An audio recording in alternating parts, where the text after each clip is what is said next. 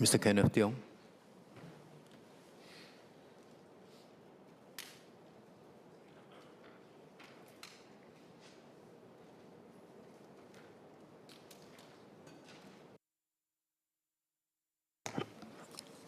Singapore is a maritime nation in the fullest sense.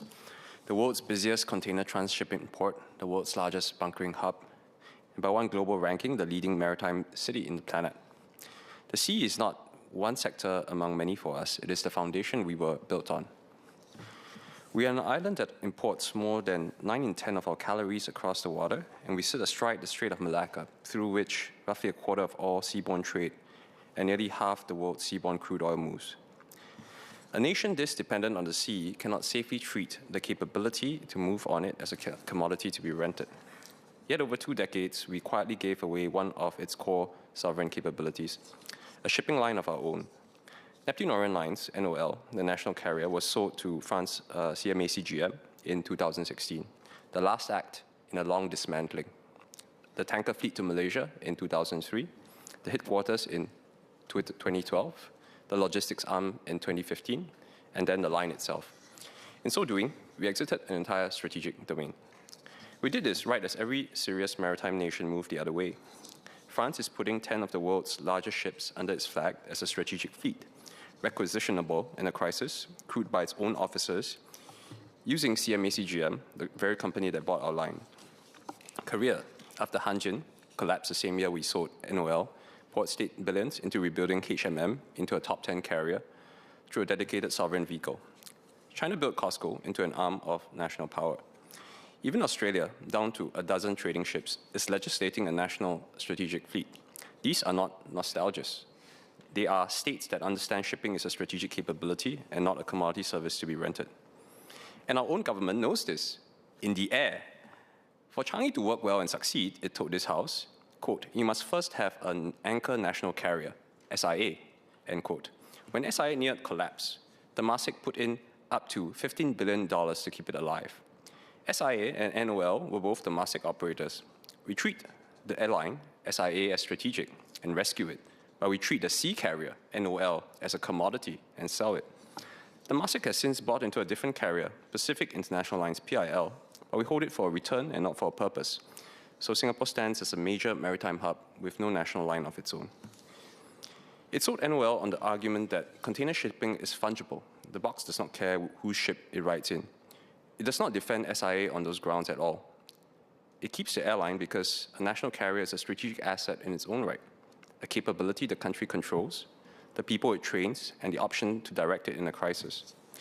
The government has not stopped believing a national carrier is strategic. It's only stopped believing it for the sea.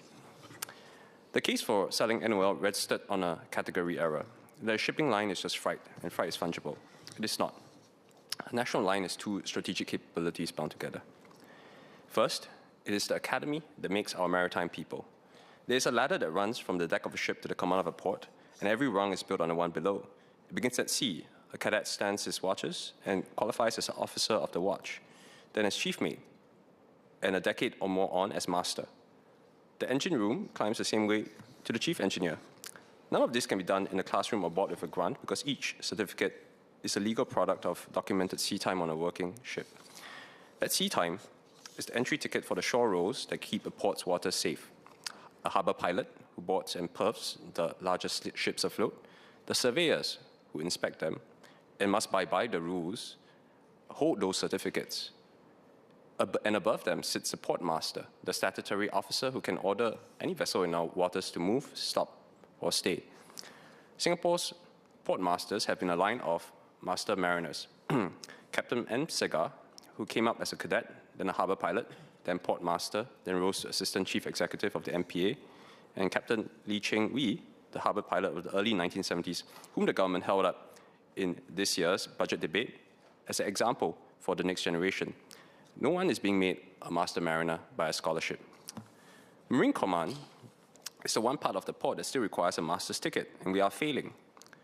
Fewer than 1 in 12 officers on our own flag is Singaporeans. Our cadets must seek their sea time on foreign ships and may face a lack of access. Britain watched its officer corps aged and shrink as its fleet flagged out, and then had to pay ship owners through the tax code to train cadets again. Australia, down from 100 trading ships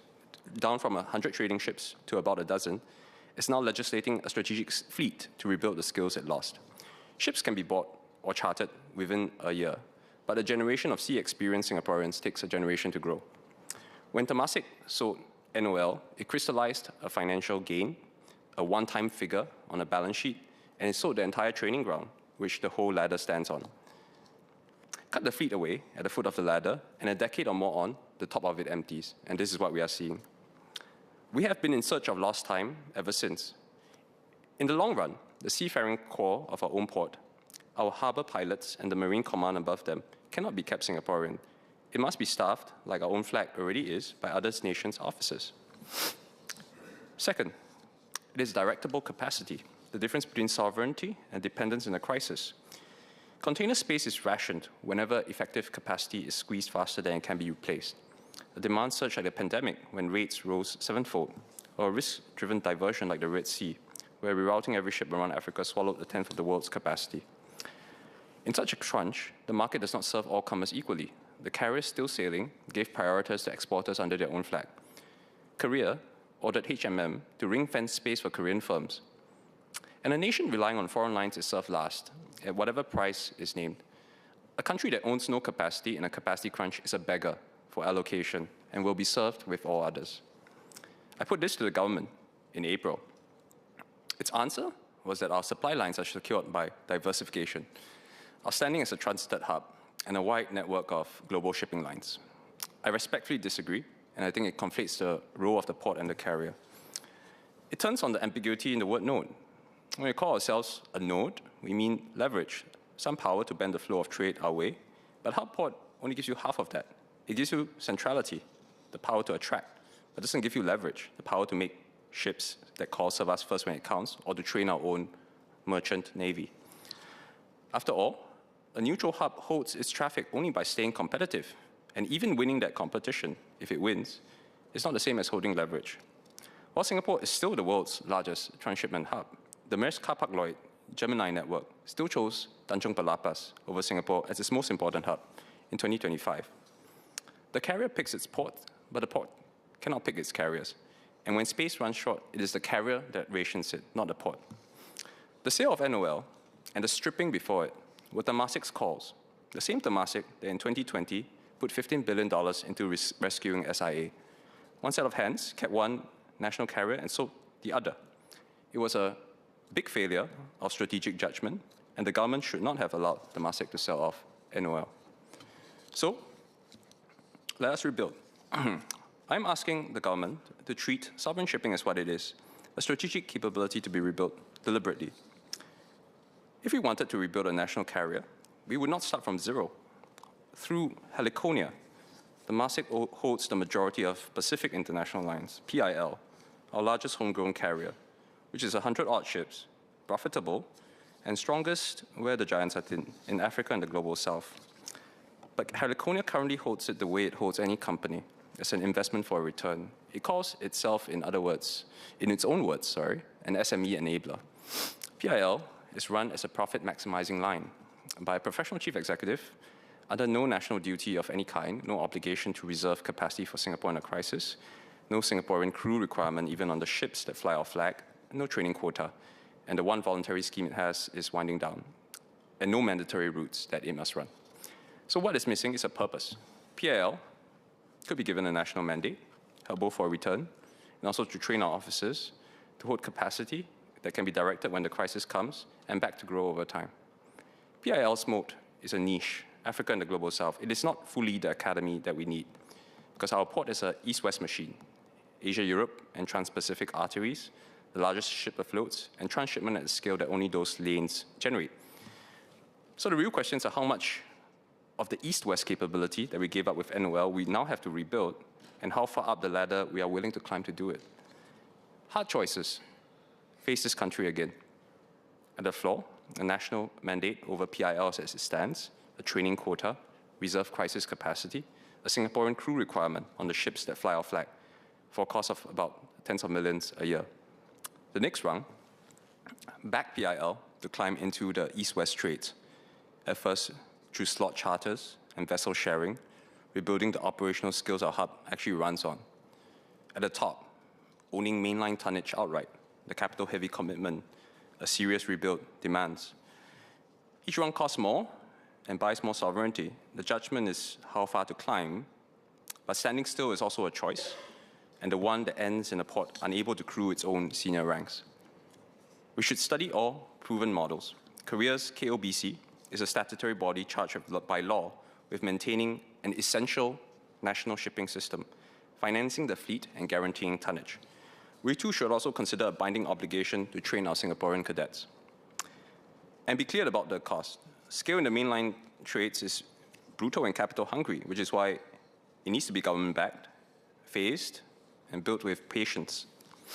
Korea rebuilt HMM over 5 years and several $billion. If we were to do it, it would cost us billions too. But to balk at that cost means having almost no Singaporean sailors manning Singapore's ports.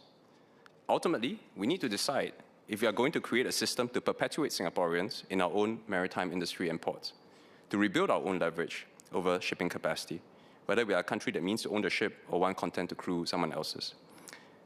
Or if we want to be a country that doesn't have the ships to train our own people in ship pairing, and that we will, in the next supply shock, stand as a price taker in its own port.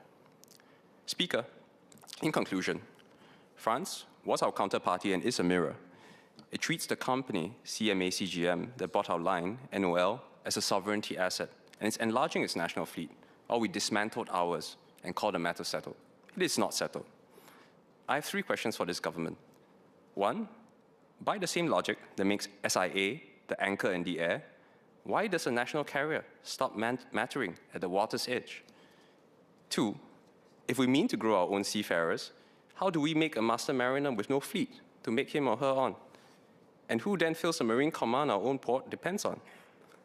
And 3, when shipping space is next rationed, what capacity can Singapore actually direct?